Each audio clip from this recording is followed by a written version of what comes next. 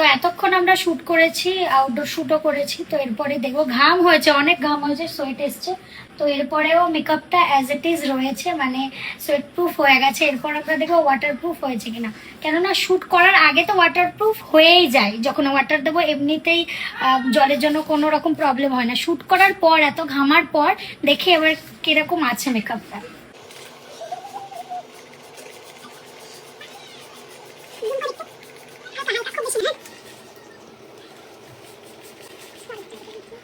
তো দেখো এখানে যে কিভাবে জলগুলো গড়িয়ে গড়িয়ে পড়ছে, মেকআপ গুলো পড়ছে না কিন্তু। ওয়াটারপ্রুফ এখানে বোঝা যাচ্ছে যে হয়ে গেছে। এই কিন্তু সামনে থেকে বেশি সুন্দর লাগছে মেকআপটা ফোনের থেকে।